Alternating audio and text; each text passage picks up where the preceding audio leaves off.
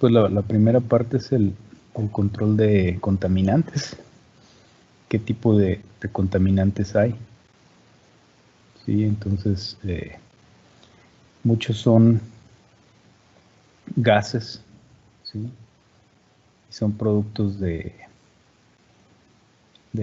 unos de la combustión, vehículos, pueden ser empresas, puede ser por ejemplo en esta zona pues del Alto Horno, ¿sí?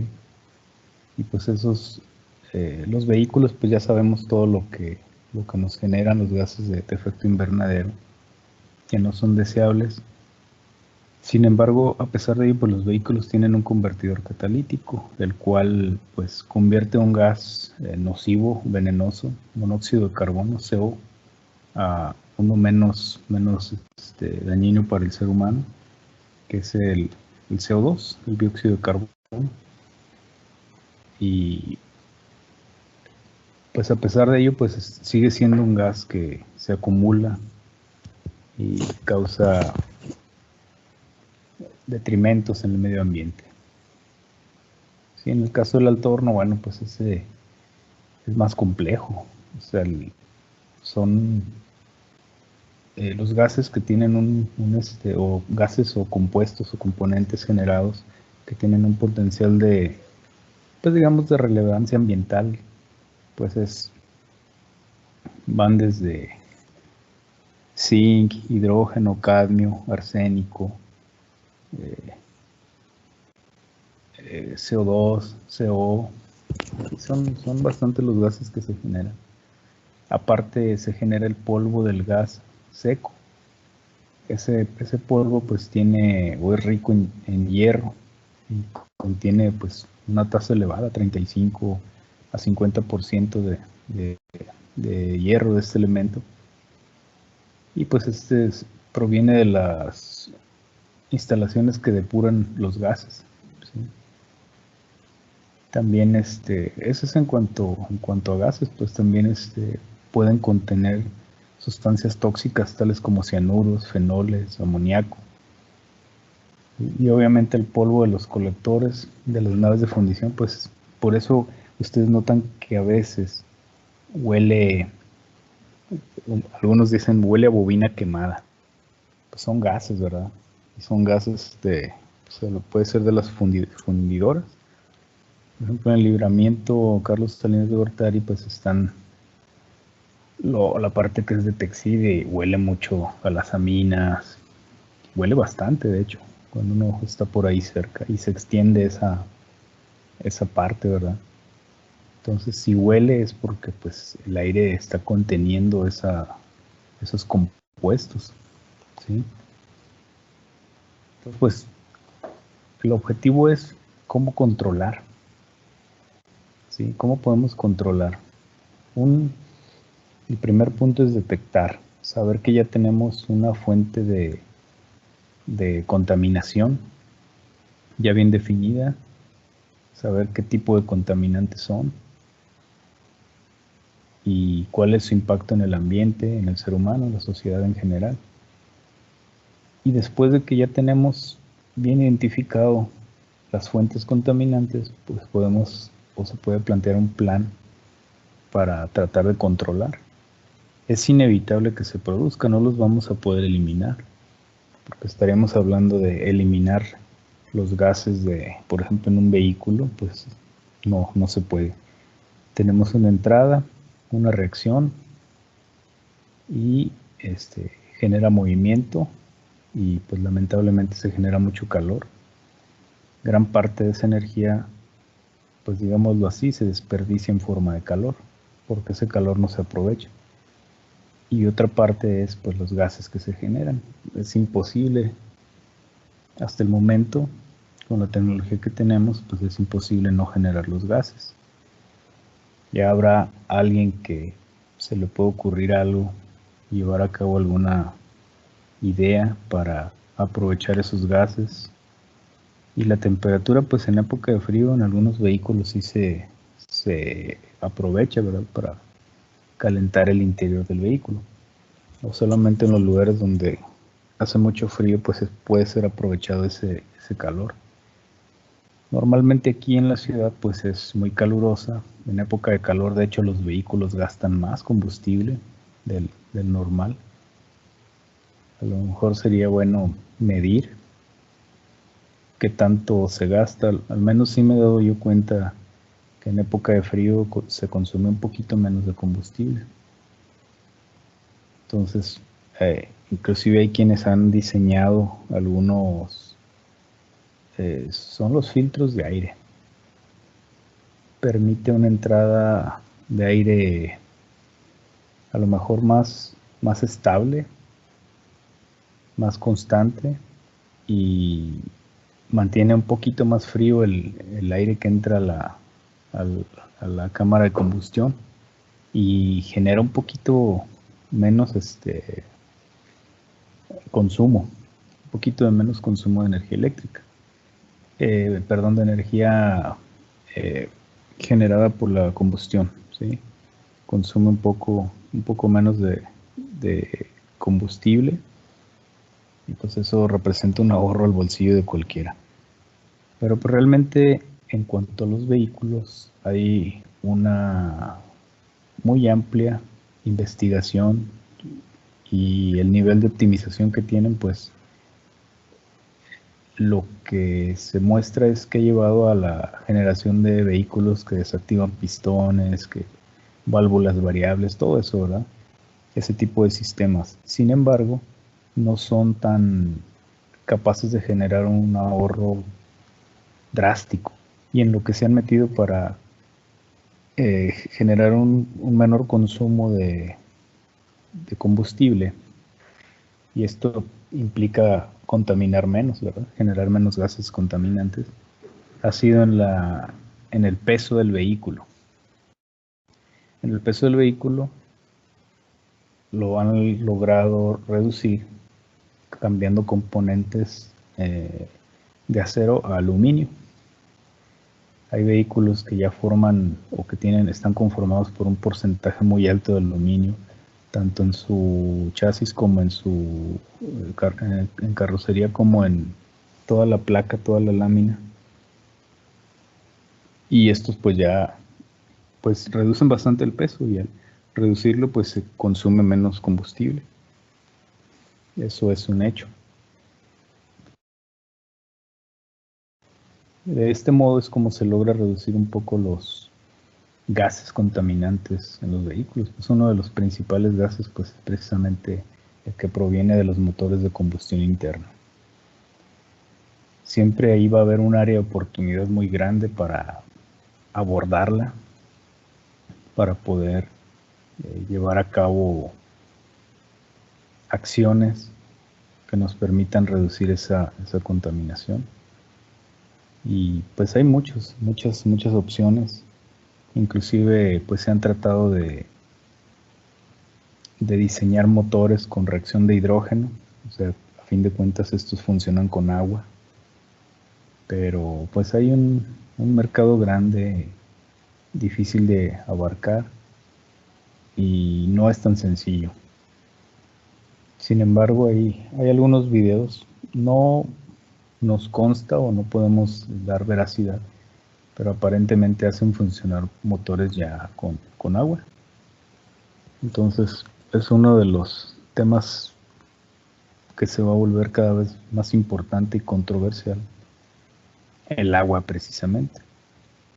Sí, entonces pues es otro de los puntos que veremos más adelante, ¿sí? Los contaminantes en el agua. Por ahora pues son contaminantes del aire. Como hemos mencionado, hay muchas fuentes de contaminación del aire, y aparte de la quema de motores, de productos de combustión interna, de la quema de productos de petróleo, derivados de petróleo, pues también está lo que generan muchas empresas por sus propios procesos, ¿sí? Sus propios procesos de producción. Entonces, nosotros cuando identificamos un área de oportunidad o una fuente de contaminación, pues quedan las ideas, pero casi siempre hasta que se ejerce la presión por parte de alguna dependencia que nos exige rendir cuentas sobre esa etapa o proceso que está generando contaminación, es cuando se toman las acciones o cuando se trata de ejercer una acción para, pues, mitigar esa parte en la que se está afectando al medio ambiente. Sí, entonces, como ven en esta diapositiva, tenemos la contaminación, que ya está definida o que siempre ha existido y siempre está ahí. ¿Sí? Y se define como la incorporación masiva, ¿sí?, en el medio ambiente de desechos extraños a este mismo medio. ¿Sí? Y bueno, debemos entender qué causa esa contaminación. Entonces, por una parte, puede ser las acciones que tenemos como personas, los hábitos o la cultura que no sea la adecuada, como dice aquí en la diapositiva, una mala cultura del medio ambiente. Y esa mala cultura, pues, a fin de cuentas genera una calidad de vida baja. En nuestro lugar de trabajo, pues sí, es insalubre. También puede, pues, afectar visualmente, ¿verdad? Todo lo que vemos, pues, se va a ver, pues, afectado. En el caso de los gases, pues hay ciudades en las que ustedes van llegando y desde afuera se ve como si hubiera neblina. En realidad, pues es contaminación. Y pues el ecosistema siempre va a estar alterado, va a recibir un daño. A largo y a corto plazo siempre lo va a haber. Sí, entonces, en este caso, pues, lo que compete al ambiente universitario, pues se puede plantear una solución y que ya se ha planteado, por ejemplo, en nuestra facultad, que es el reciclaje. Pero pues este reciclaje debe ser más efectivo porque en la mayoría de las ocasiones se ha visto que se separa el material, pero en los depósitos finales los vuelven a juntar. Pues ahí, pues, siempre va a haber un área de oportunidad en los depósitos de basura, o cómo se maneje, o cómo generar una empresa donde realmente te lleves todo separado y lo proceses. Lo que se ve mucho es la separación de, por ejemplo, de metales como el aluminio.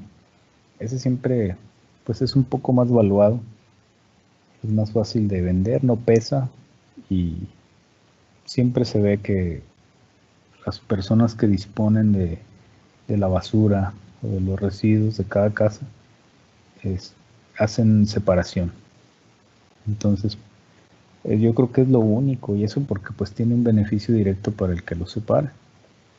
Pero realmente separar es difícil que no lo junten, lo van a volver a juntar, y pues no sirvió de mucho haber separado los residuos, ¿verdad? Hacer un reciclaje realmente.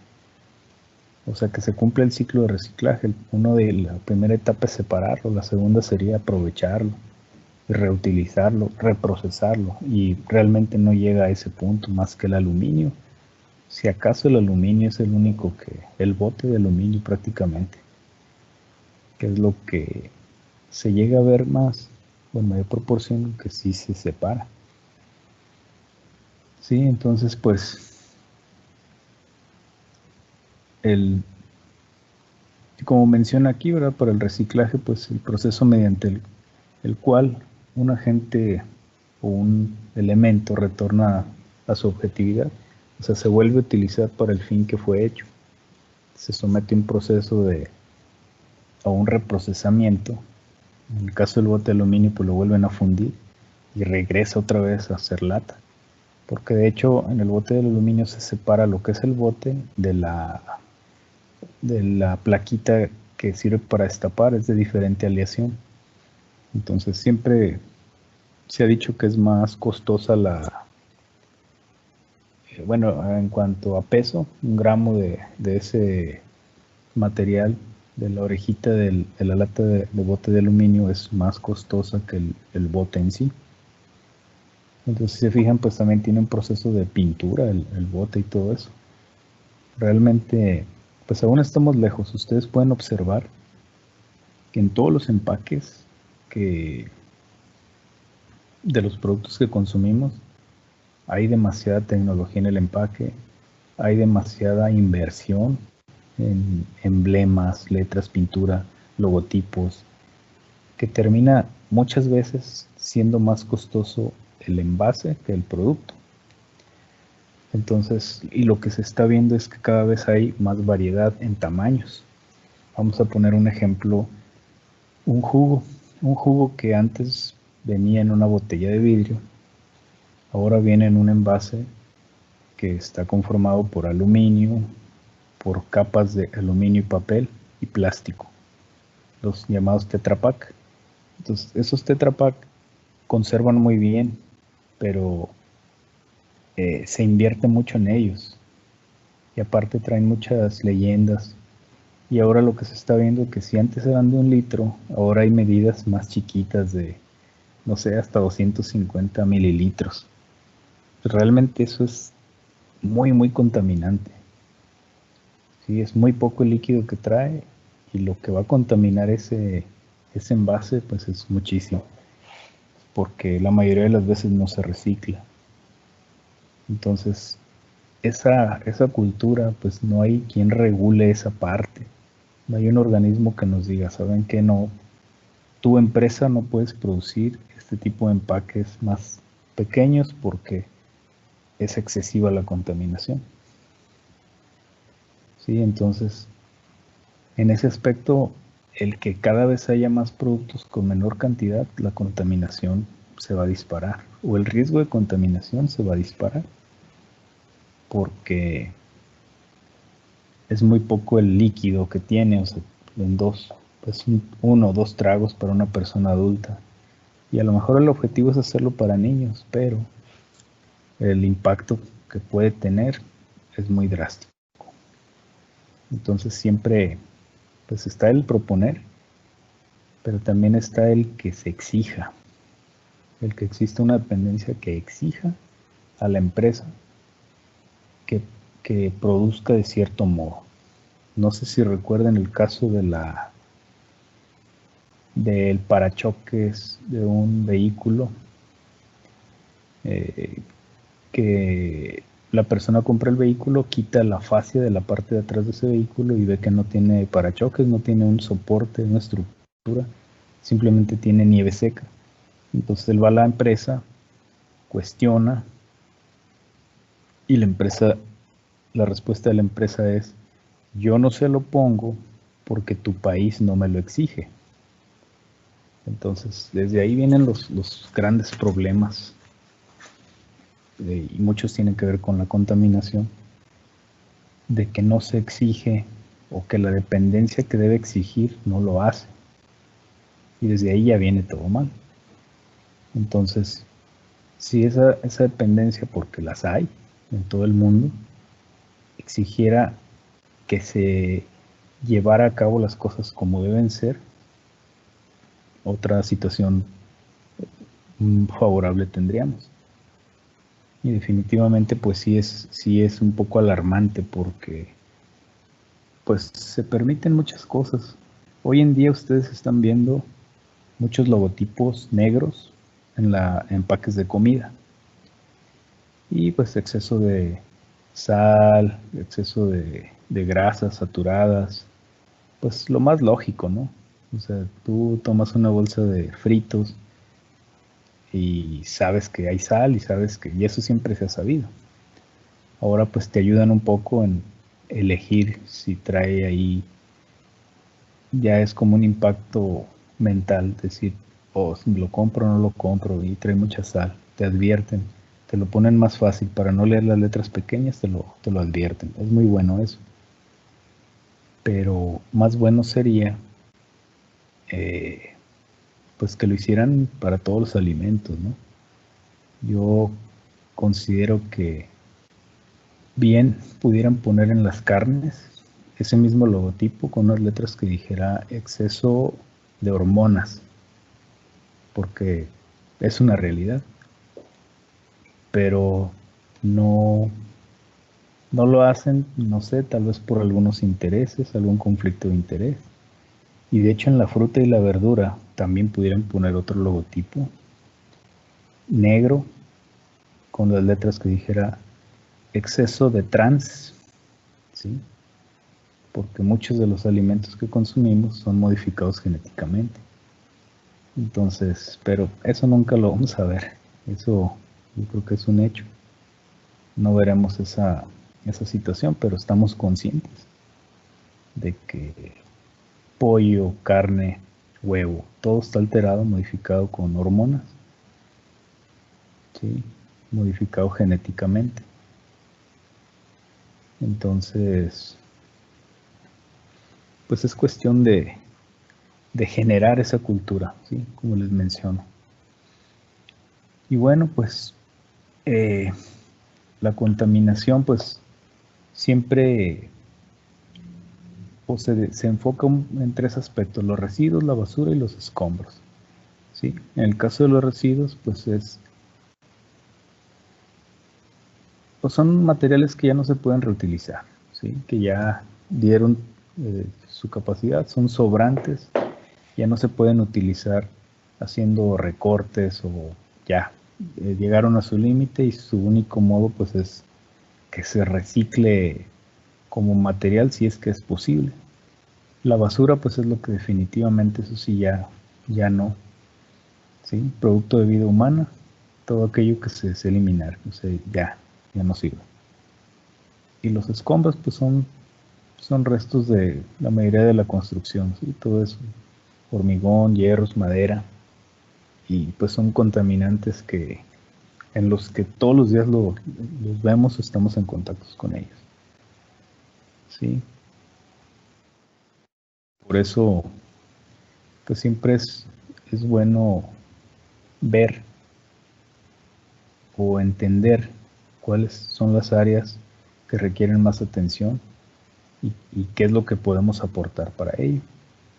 Sí, siempre les he comentado a todos mis alumnos, de alguno de ustedes va a salir alguna muy buena idea que va a tener un gran impacto social, ambiental, tecnológico, y que va a ser el negocio de su vida. Eso siempre se los he transmitido, siempre les he dejado esa inquietud, y que alguno de ustedes pues les va a dar, ahora sí como dicen, de comer a ustedes y tal vez a muchas de sus generaciones. Entonces pues siempre es bueno tener las ideas y tratar de indagar, ver qué se puede aportar, qué podemos hacer para pues disminuir esa contaminación. Ahora se ha disminuido mucho con la pandemia porque pues casi no salimos, casi no utilizamos el vehículo, mucha movilidad que teníamos ya no. Entonces el planeta ha respirado un poco, pero ¿qué va a pasar cuando esto se normalice? Pues a lo mejor va a ser un rebote, ¿no? La gente va a salir peor como nunca, es muy probable. Entonces, pues algo bueno se nos puede ocurrir para evitar llegar a este punto. Les decía lo de los empaques, es increíble.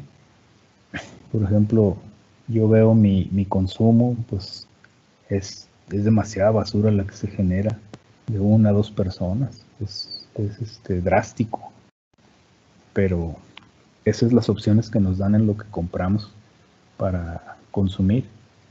Entonces por ahí puede venir, ¿verdad?, que los organismos regulen eso.